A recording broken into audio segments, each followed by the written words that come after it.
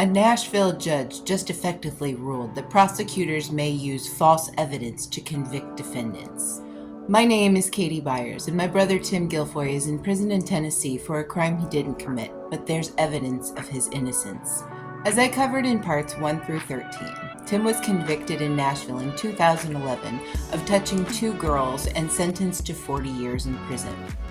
But in January of 2024, 12 years after the trial, one of the girls went on Facebook and admitted the story told to the jury never happened. If you haven't been following Tim's story, I encourage you to watch the other videos to catch up. To summarize, my brother had a tenant in his house that he thought was his friend. She fell behind 3 months on rent and was about to be evicted. He called the police and told them he had touched her daughters, got a restraining order against him, didn't have to move out, and ended up making over $5,000 from his arrest.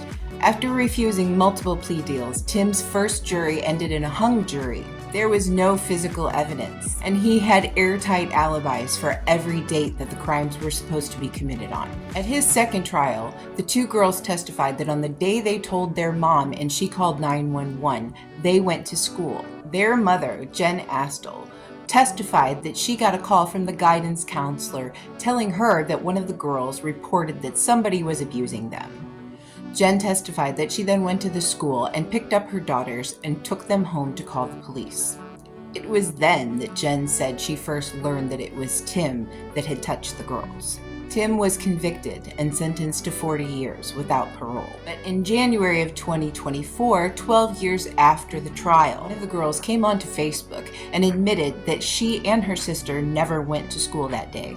Tim's lawyer has since found the guidance counselor, who confirms that the disclosure never occurred. The guidance counselor never called the mother to inform her of any accusations. The story these 3 witnesses told at trial was completely false. The story that these 3 witnesses told at trial was perjured testimony, and the prosecutors knew it at the time. Last year, Tim's lawyer filed a new evidence petition in Judge Khadijah Babb's court. Nashville DA Glenn Funk filed a motion to dismiss the petition. At a hearing on May 29th, his prosecutor claimed that it was Tim's fault for not catching this false testimony at trial, even though prosecutors constitutionally cannot use false evidence to win convictions. In other words, it doesn't matter that they lied and we knew about it. You just didn't catch us in time. Judge Babb fell for it. She just denied this petition without a full hearing because his new evidence does not include a recantation of the allegations of abuse from the witnesses.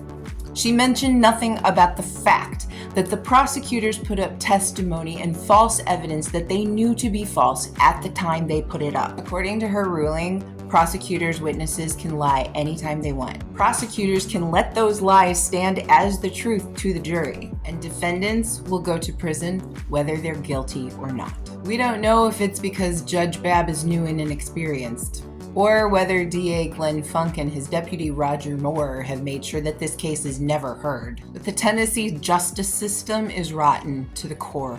If you're a witness for the defense and you lie on the stand, be prepared for 15 years in prison. If you're a prosecution witness, you can lie all you want, and prosecutors will help you. And you'll never get in trouble, even if you're caught. We are, of course, appealing this horrible ruling.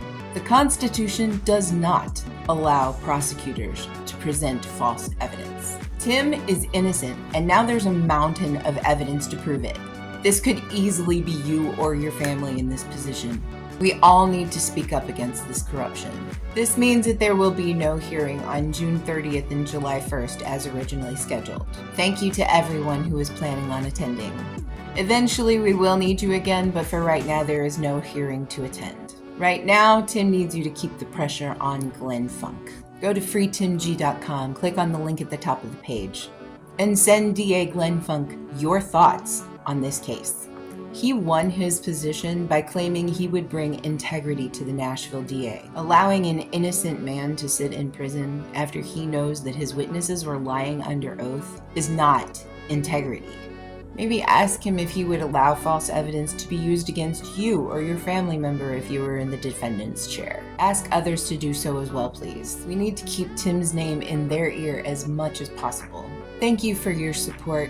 We need to keep going. Tim's fight for justice is everyone's fight for justice. Please keep pushing. Thank you all, and please help me bring my brother home.